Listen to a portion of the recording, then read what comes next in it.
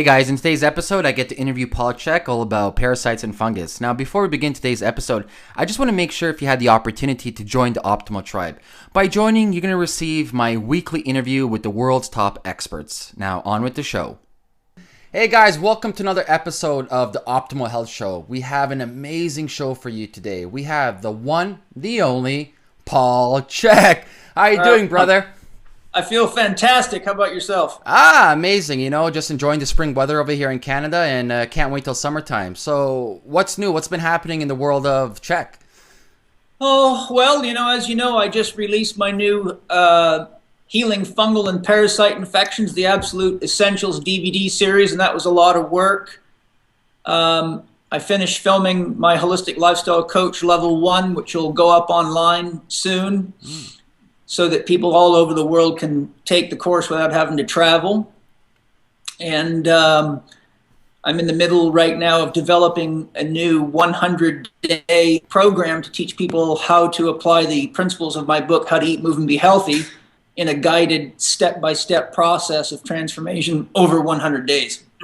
Wow, that's amazing. That sounds like a lot of work you're putting into right now. And I bet you get this question asked a lot of times, and myself included, is how did you actually begin your journey in the world of health? It's a good question. My mother was originally in the Christian Science religion when I was a child. And the Christian Science religion is very, very whole food, health oriented, almost to an extreme. Like they don't believe in using doctors and any kind of medical drugs. So it was a good place to come from with my mother, living that philosophy, because even though there's sort of negatives to it, for example, if you break a bone, you need a doctor. If you crash your car, you need a doctor. So, sometimes it's a bit extreme in that regard, but it certainly created an environment in my family where we were not eating junk. At no point in my life did we ever have overexposure to junk. I was raised on a farm.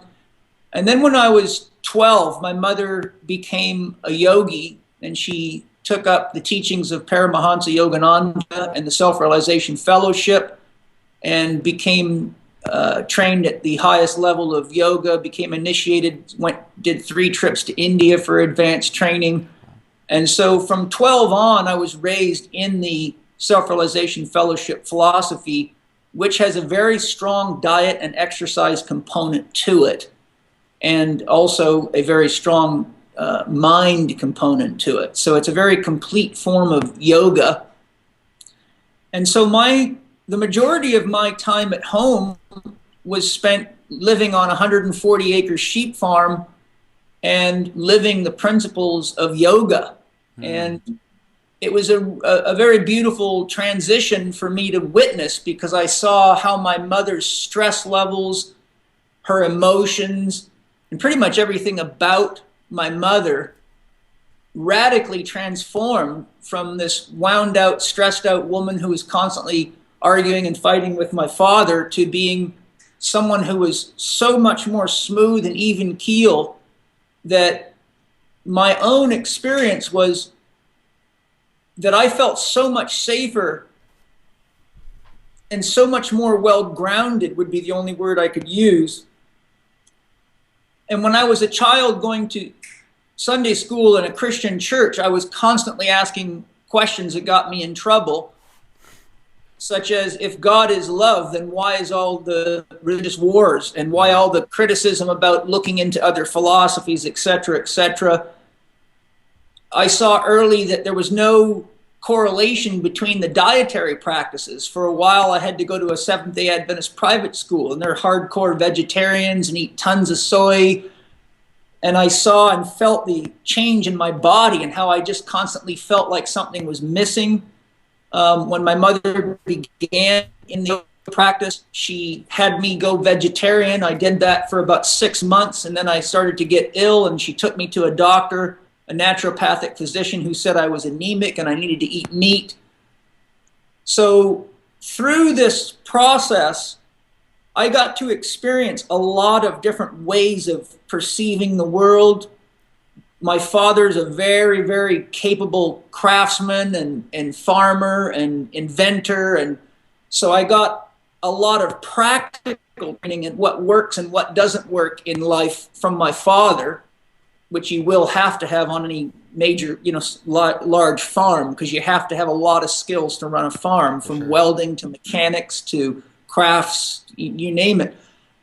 So that was sort of the underpinning. And ultimately, to make a long story short, through my boxing abilities, when I joined the Army and entered into the 82nd Airborne Division and studied electronics, I knew there was a chance that I may not enjoy being cooped up in that environment. So I came in with the backup plan that I would fight my way onto the boxing team if I didn't enjoy the Army, because it's a full-time boxing team and that's all they do is train and fight and travel. So sure enough, I had to execute plan B, and I fought my way onto the boxing team. And then after about 3 months, my company commander invited me to train full-time for triathlon because he wanted to win the Army triathlon. So I announced to the boxing team I was going to leave because I knew I wasn't going to become a professional boxer. And they said, no, don't do that. We want you to stay because your diet and exercise methods are far superior to anything we've ever seen, and you're the only guy that can fight hard all 3 rounds. So they offered me the job as the trainer. So I ended up with 30 world-class athletes that I could do anything I wanted to. My job was to control all their nutrition, their exercise programs, and equipment, and everything to do with training elite fighters, injury care. The team doctor was an osteopathic physician, so I got 2 years of on-the-job training in how to manage acute sports injuries from a physician. I really got to take all the concepts that I was raised with, which I thought were just the normal way to live. And then when I got around all these other fighters, having grown up on Vancouver Island, a very kind of small, confined area, one boxing club that I drove to, just a few local guys, now fighting on the team with 30 of the best boxers in the world, I was blown away at how completely off the mark these guys were. Like eating crap, going to McDonald's after training, loading up with sugar and chocolate bars and honey between rounds in a boxing match. Stuff that I knew from my own personal studies was just dangerous and ineffective. So as I began to incorporate these things on the boxing team, it was about 3 months into my job as the trainer that the team doctor came to me and said, Paul, I don't know what the hell you're doing, but keep it up. They keep track of the number of injuries basically on the boxing team per contact hour. So how many injuries occur every 100 hours of boxing training and competition. And after 3 months, he told me that the rate of injury had dropped down to the lowest level in the history of the boxing team. Wow. Only in 3 months. And so that gave me 2 years of training that really gave me a solid anchor in clinical massage therapy, sports massage therapy, nutrition therapy, exercise therapy. I incorporated weightlifting, stretching, posture assessments, all the things I had learned just from studying and practicing and reading books about. Now I got to practice them, and I had a physician to ask questions to. So when I got out of the Army, I got my license as a sports massage therapist and began to practice exactly the way I was in the Army. And I had elite athletes in no time coming from all over the world getting radical results because I was the only guy mixing exercise, joint mobilization, stretching, diet, nutrition, therapy, and all the key things that you have to have in order to balance anybody's body, mind out to achieve a specific objective.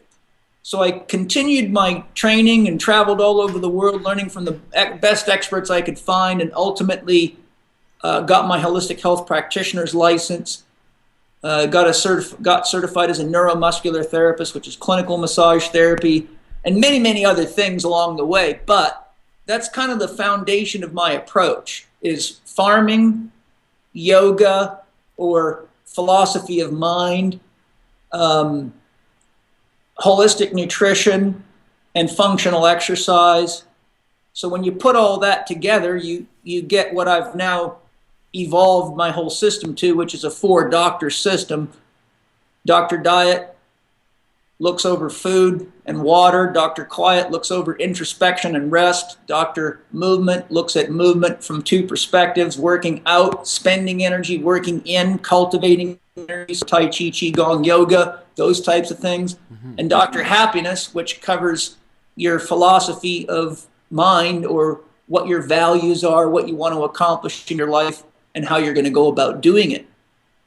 And in a nutshell, that's sort of where I came from and what evolved out of it. Yeah, that's fantastic. I've been following you for a very long time now. I have a lot of my colleagues who's gone through your Chek practitioner at different levels, and I do say the education that you do put out there is far superior, and it's a different route. Like you mentioned before, you incorporate everything from mind, body, spirit, and obviously with modern day research, clinical research all in one. So you're actually giving the bird's eye view instead of like a mono view. Yeah. And that's what led me to actually invite you on the show, because recently you just made a brand new program and course for parasites and funguses. And I think this is a avenue that people really don't investigate that much, because you hear it in the back and parasites and fungus, but people really don't know what in the world is a parasite really, or fungus. So if you can actually explain to us, like, what prompted you to create this beautiful program and course? Well, a number of things. One, I had a bad fungal infection around the time I was 18 years of age. And none of the doctors knew what it was. And the way I knew I had a terrible case of jock itch. And I used to race stock cars when I was young, and I had many experiences of having such a deep itch in my groin that I would have to scratch it with a screwdriver through my coveralls. I couldn't get enough penetration with my fingernails. And sometimes after working on my race car at night, I'd home, take my clothes off to have a shower, and I'd be bleeding. I'd scratched it so hard, and nobody could figure out what it was, and nobody ultimately did figure it out. It took till I was 36 years of age, when I was doing research on problems that many of my patients were having, and I found that a lot of the symptoms that they were having were the classic symptoms of a fungal infection. So I started studying mycology and looking into, how funguses behave and what they do in the body. And lo and behold, I said, holy Christ, that's me. So then I applied my researches to how to heal from fungal infections, and basically found out that I had now transferred from a superficial fungal infection, which would be jock itch, dandruff, vaginal yeast infections, athlete's foot, fingernail and toenail fungus. Those are your classic superficial fungal infections. But once it gets deep into your body, it'll get inside your intestinal tract and inside your organs. Once the fungus gets inside your intestinal tract, it begins to bore holes through the intestinal tract, causing a leaky gut syndrome in the small intestine. That can trigger scarring in the intestinal tract. If someone has a fungal infection, doesn't realize it, but they keep feeding it, the funguses proliferate, and people are often, and doctors too, often have very little knowledge of how funguses work and what they do in nature. But it's important to remember that funguses excrete very, very powerful acids that literally dissolve stones, and they liquefy stones and feed them as liquid minerals to their symbiotic plants in trade for the sugar in the sap of the plant. So when a fungus gets inside your body, it literally can burn holes right through you and send its filaments all through your body. And that can lead to a very, very dangerous environment, because once you get that far down the track, it means your immune system is or has been seriously debilitated. And now you have a web of fungus in your body that lies dormant. And a parasite, by definition, is any organism that lives off the host's nutrition. So if its nutrition source is you, right? You can't eat yourself. You have to go eat something else. So human beings are essentially parasitic to the planet because we eat up the planet. But when a parasite is in us, or any organism that cannot sustain itself. It has to live either off of our food or off of our tissues.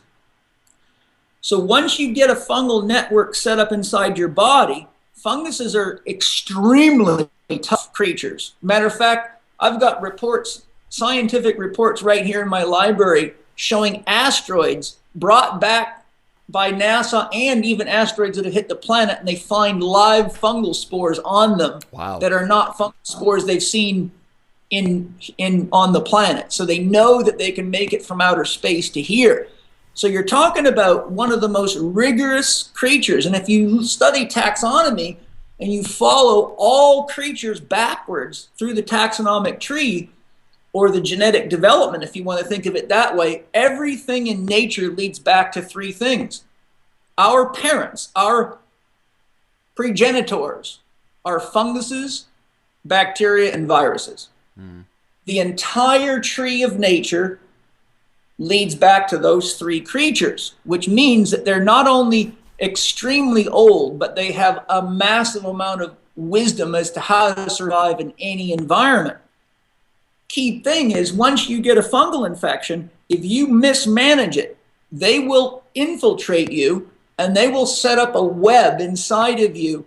And even if you start to behave well and change your diet and get good, the problem is that the instant you start drinking soda pop, eating processed food and crap, it will be as though you've never healed from that fungal infection. So you're pretty much saying no matter what, there is some parasites and fungus in us, and it depends on the environment we give them, either if they're going to be a positive or a negative towards us? Yes. I found a very good research study that looked at what the human body was composed of at the cellular level.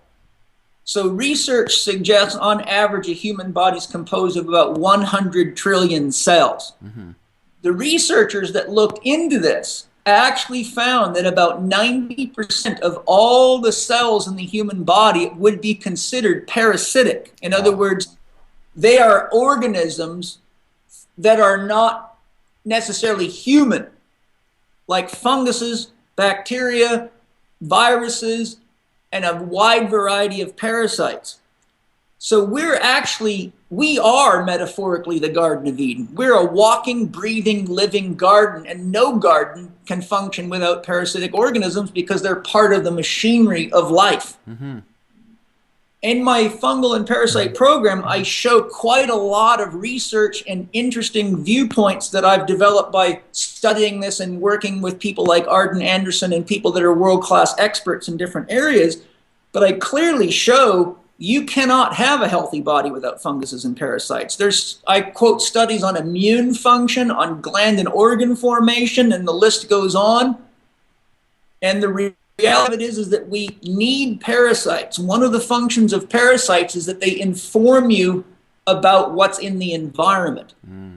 We naturally, through our entire evolution, drank water out of lakes, rivers, and streams. And every time we drink the water out of those streams, we get what I would call a homeopathic dose of the microorganisms in the area. And that allows our immune system to develop antibodies against these things at low doses. If, for example, you go to a restaurant and the food's poor quality, poorly prepared, not refrigerated properly, etc., and you get a dose of a parasite in a significant volume that you've never been exposed to, you have no defenses against it. And this is why you see people, for example, going to new places they've never been. Maybe they go to Tahiti or whatever, and they have some fish, and the next thing you know, they're stuck on the toilet for 20 hours because they don't have any defense against those organisms. But if you were to take water from the same region in Tahiti where they were going and give it to them in small doses, even a few drops of it a day in a glass of water, your immune system would begin reading the water and the organisms and develop antibodies against it. You could show up, eat the same fish, and have no negative reaction whatsoever. So the fundamental principle in my approach to fungus and parasites is radically different than most people out there. Most people that treat these things have a kill the son of a bitch attitude. Get it out of your body. It's an invader. They go after them with heavy drugs, heavy herb protocols. without actually realizing that they're doing the equivalent of going out into a garden and saying, okay, I'm going to kill every insect out here.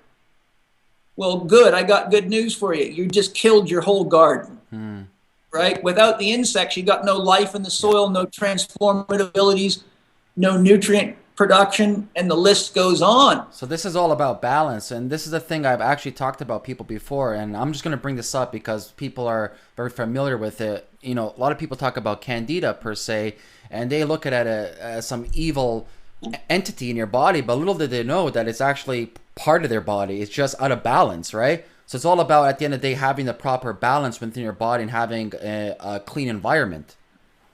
Yes, the cleanliness is important. So in the beginning of my program, I go through the importance of having an environment that is not supportive of parasite infections. So what have you got to do to your bathroom, your kitchen, your house?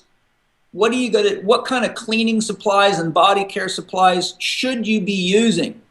I show that the environment is one of the most toxic things that the human body has to interface with, and that when you're using things like Raid to keep insects out of your house, Tide dishwashes or commercial clothing washes and dishwashes, and aerosol armpit deodorants and fluoride toothpaste, you're actually weakening your immune system so much that you're just highly susceptible to these problems. Yeah.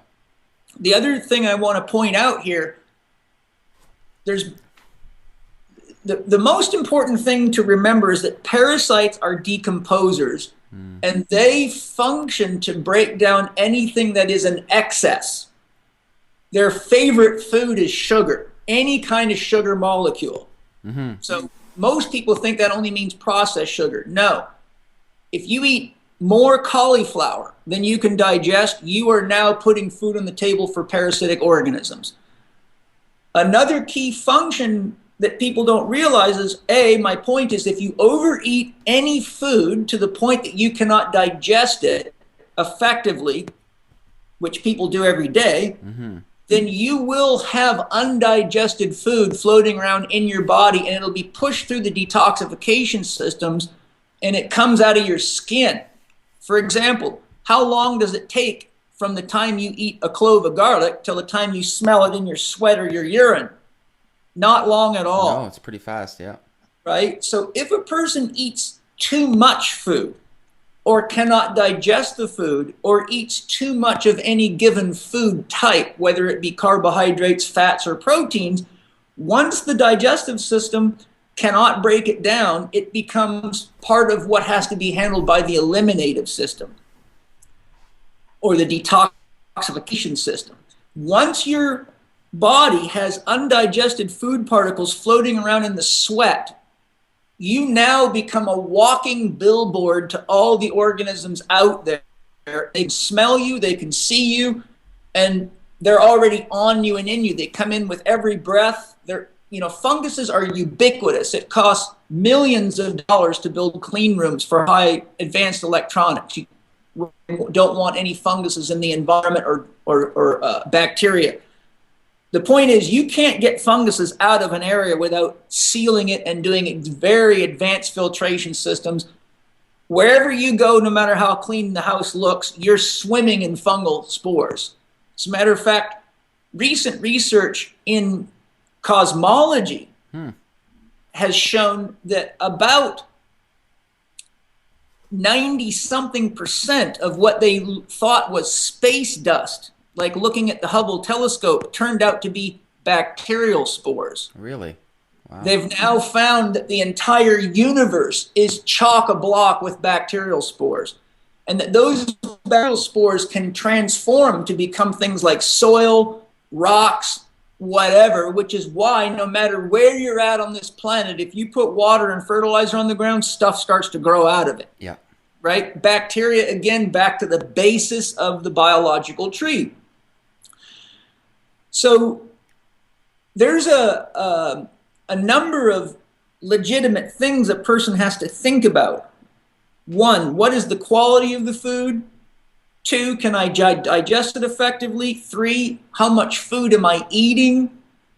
Am I excreting it excessively through urine and feces? And then another feature that is very, very important that very few people understand, a man named Philip Callahan, who wrote a very good book called Tuning into Nature and many other great books. Mm-hmm. And I've actually talked to him on the telephone and had conversations with him about these things. I think he's died now, but he was a genius man. He was the first man in the world to figure out how insects and parasites actually found their target. They used to, the textbooks to this day still say this.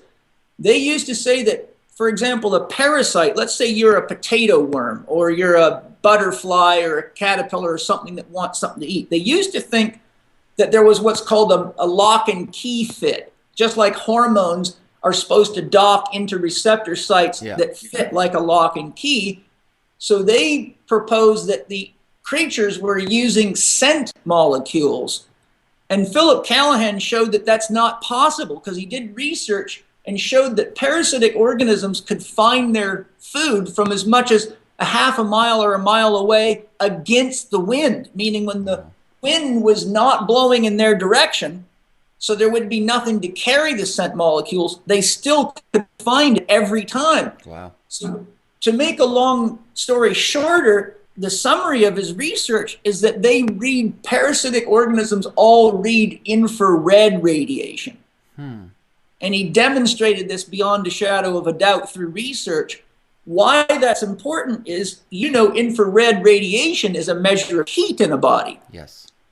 Well, anytime you're eating garbage, food that your body can't digest, your immune system goes after it, producing inflammation. If you've got a fungal or a parasite infection, you're going to have a lot of inflammation in whatever region of your body that problem is, and mostly it's going to be in the digestive tract due to the optimal environment. It's dark, it's wet, it's warm, and there's a lot of food in there, right? Mm-hmm. So if you want to find bacterial organisms in your house, just go look in the sink toilet. Don't look on the top of the stove. It's less friendly for them there.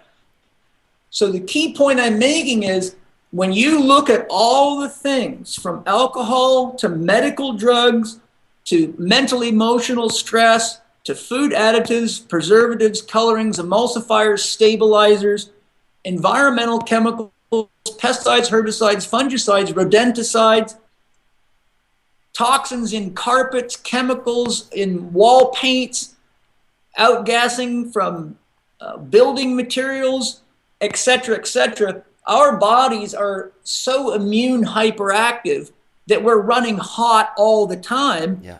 And one of the side effects of that is a massive, massive consumption of cold liquids, primarily soda pop, which is a massive source of sugar and crap that these organisms eat. So my key point, which I highlight, showing thermograms of a woman's breast, just to show what happens when a woman's got cancer, how it just literally glows red on a thermogram. Wherever you've got inflammation, you can see heat in the body on a thermogram. And what Philip Callahan showed is that when the crop quality is poor, the plant immune systems are active, and the bugs can literally see them glowing red no matter how far away they are. It's like a neon light in the dark because they see in the infrared frequency range. You and I look at each other, don't see infrared radiation, but as a soldier, we used to use night scopes and night vision goggles. And a quarter of a mile from me, if I'm sitting on top of a hill and you're down in a valley a quarter mile away, with infrared vision, you stand out like a sore thumb. I could easily hit a target 400 meters away with a weapon in night vision, and I've been trained to do that. The only point I'm making is, people don't realize they're walking around with a big sign radiating off them that says, "Come eat me." Yeah. Right? So running around taking herbs and pills without addressing the diet and the lifestyle factors that ultimately result in increased body heat due to inflammation.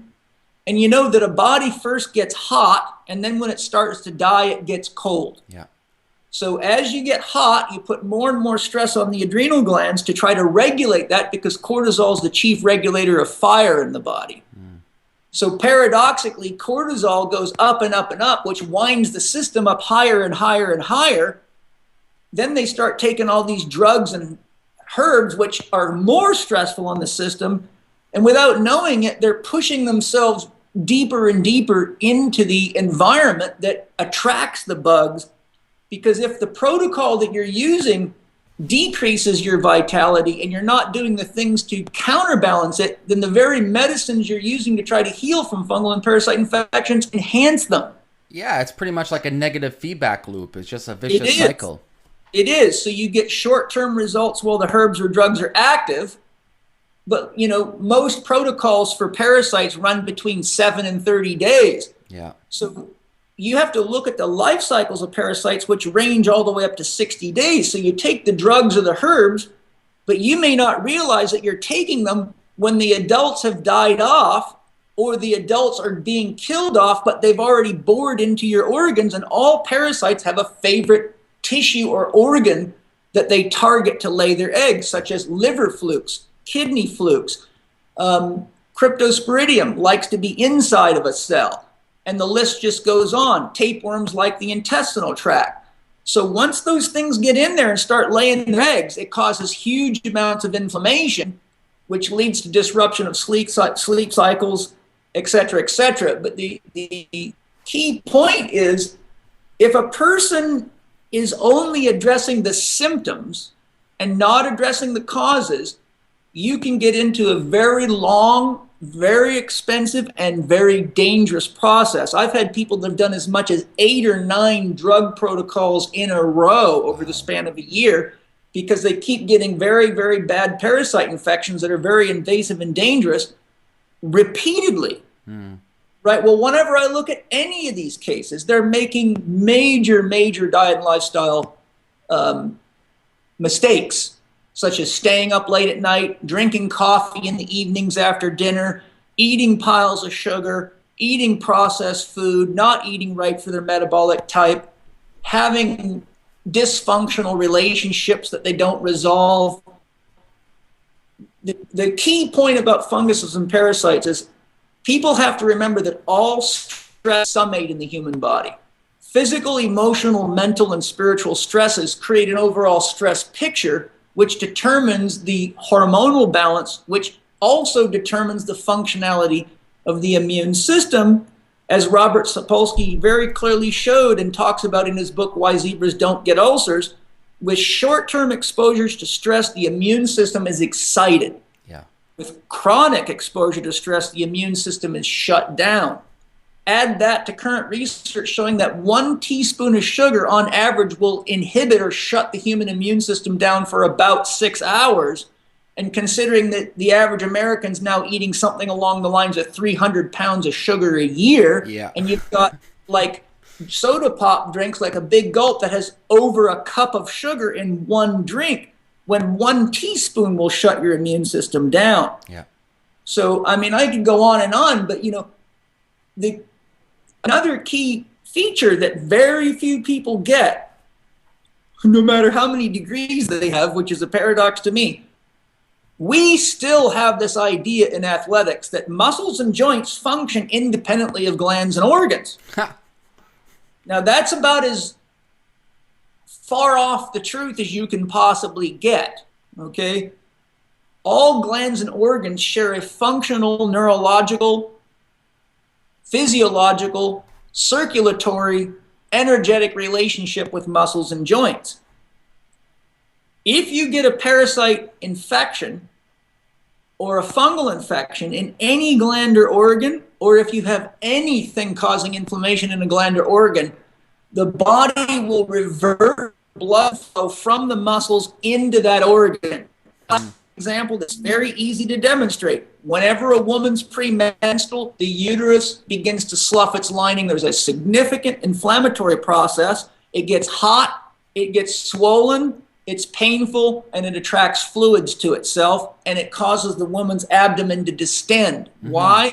Because the pain, the heat, and inflammation requires increased levels of circulation to repair the gland or organ. So the sympathetic chain ganglia actually regulate the flow of blood, and whenever you have an internal inflammatory process in a gland or an organ, it down-regulates blood flow to the muscles and joints on the same channel.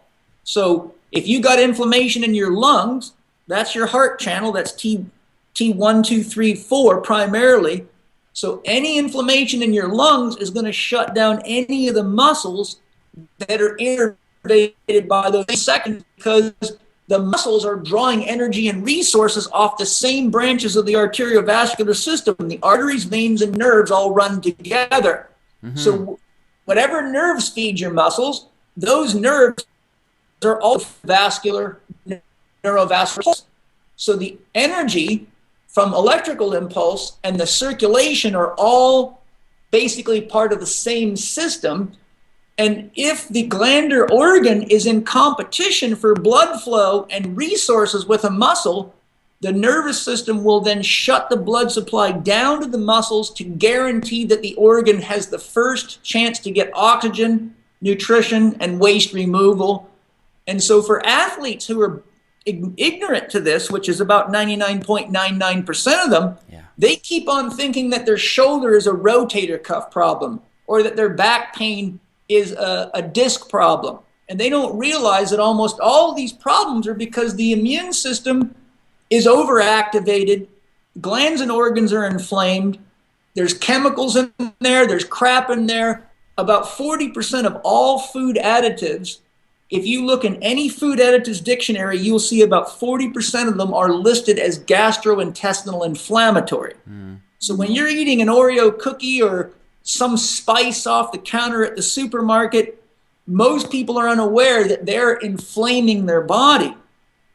That chronic level of inflammation debilitates the function of the musculoskeletal system, leads to joint instability, downregulation of motor performance. And the paradox of it is athletes start training harder and harder, which elevates cortisol levels higher and higher, which then decreases the overall energy and resources they have to heal. And then they start to gain weight, and then they start to sleep poorly, and then they start to have more emotional problems. And then next thing you know, they're taking all sorts of pills for the inflammation here and the pain here. And then they got bags of protein powders, mostly made of crap that parasites love to eat. And then they have screwed up relationships, and they're going to psychologists and psychiatrists. And all the time, all of this stuff was just very basic, simple diet and lifestyle factors that can be managed with Dr. Diet, Dr. Quiet, Dr. Movement, and Dr. Happiness, and a sound understanding of how to feed yourself and how to manage yourself. And my approach is radically less expensive than the medical approach. And it gives you long-term healing, not just spot reduction. Definitely. And that's why I'm telling people, whoever thinks if they have any parasite issues or fungi issues, you definitely have to pick up a copy of Paul Chek's program and course. It's fantastic. Paul, if you had to sum up one tip, I mean an optimal tip that you're going to give somebody, what would it be? Like if you had no choice but to tell a person one piece of advice. Well, one piece of advice wouldn't be enough, because you need to know more than any one thing. If I had to take a shot in the dark and just say, okay, I've only got one chance at this, it would be a toss-up between two things. Do not eat anything that has unnecessarily added chemicals of any type. In other words, go to a legitimate, organic, whole food diet. Eat real food that's alive. Remember, if the food's deader than you are, when you eat it, you have to spend your life force energy turning that into living flesh. Right? So when you eat dead food, instead of the food giving you energy, you have to use all your energy to take this dead stuff and turn it into something that you can make an eyeball, a nose, a mouth, a tongue, or a spine out of. And forget that. They think food's like fuel that you just throw into your car and you can shop for fuel. Well, if you try to save money on food, you're signing your own slow death warrant. The other thing would be very simple.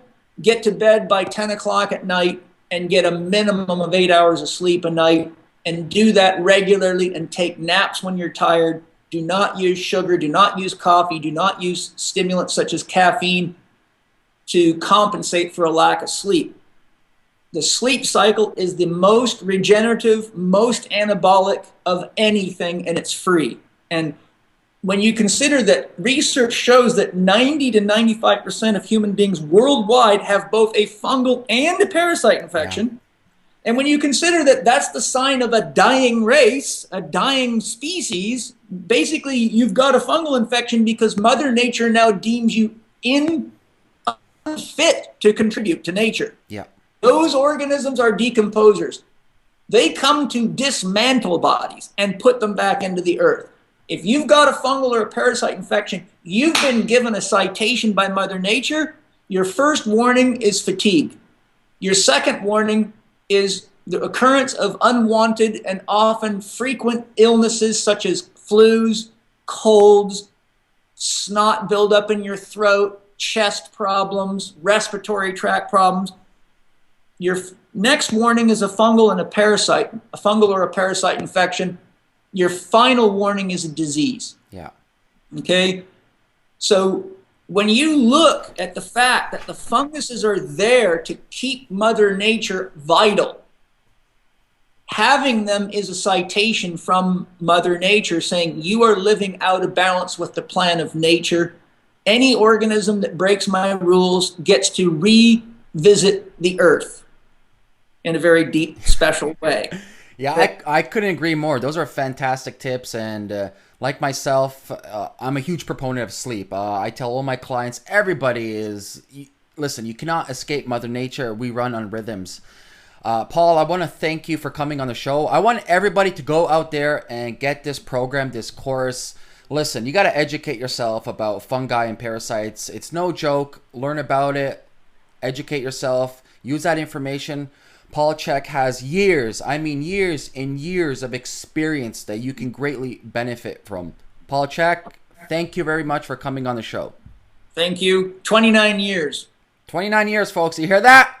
That's 29 years. I'm heading for 30 years in this business. And the program, as you know, is 5 hours on 4 DVDs. So it gives you a very comprehensive overview of what funguses and parasites are, how we get them, what drives them, what's the problems in the food sources, and then a wide variety of natural diet and lifestyle and natural medicine cures that you can use, which I make very clear, as you know, won't work if you don't do the diet and lifestyle stuff. Mm-hmm. So the program is designed not to make your symptoms go away, but to bring your life back. Yeah.